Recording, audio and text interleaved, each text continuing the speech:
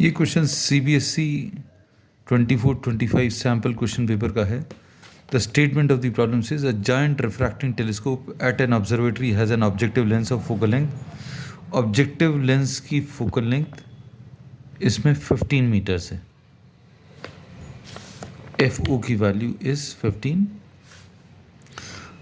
and the eyepiece has a focal length, eyepiece की focal length 1 centimeter, which will be 1 by 100 centimeter. I've drawn the diagram already just to explain the concept in a short duration. फिर अब इसके बाद इन्होंने बोला है what is the angular magnification of the telescope in normal adjustment. तो normal adjustment में magnification will be given by m is equal to FO divided by FE.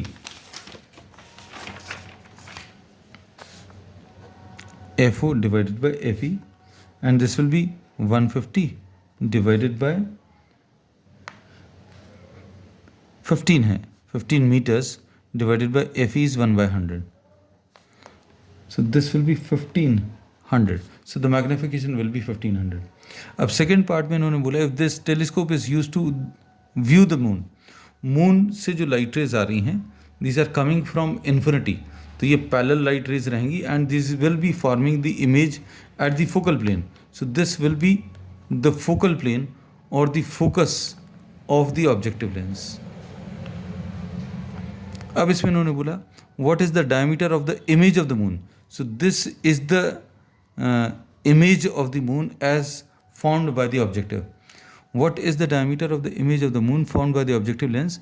The diameter of the moon is 3.48 into 10 to the power of 6 and the radius of the lunar orbit is 3.8 into 10 to the power of 8 meters. अब suppose ये moon है, ये अर्थ है and the moon is moving around the earth and this is the radius of the lunar orbit.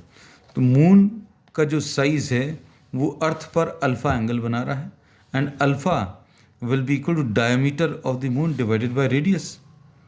B part में alpha will be equal to the diameter of the moon divided by radius. अब ये जो light rays infinity से आ रही हैं on the objective, these will be forming the image A dash B dash. So this A dash B dash is the image which is formed by the objective. तो ये जो angle है light rays, these will be coming at an angle alpha. So the angle subtended by the image of the moon formed by the objective lens will also be alpha. ये जो A dash B dash image बन रही है objective की वजह से, objective ने जो इमेज बनाई है मून की A dash B dash, वो ऑब्जेक्टिव लेंस पर अल्फा एंगल सबटेंड करेगी. तो alpha angle will be written as A dash B dash divided by FO.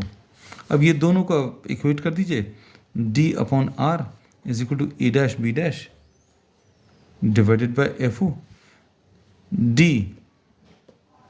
की वैल्यू दी हुई है 3.48 into 10 to the power of 6 meters.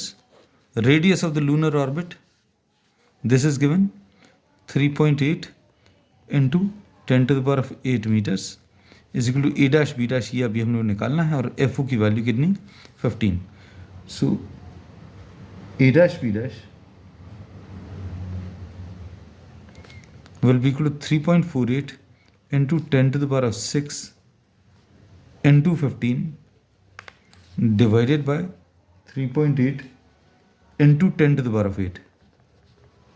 ये अगर अभी हम लोग सॉल्व करेंगे, this will be found to be having a value 0.137 meters.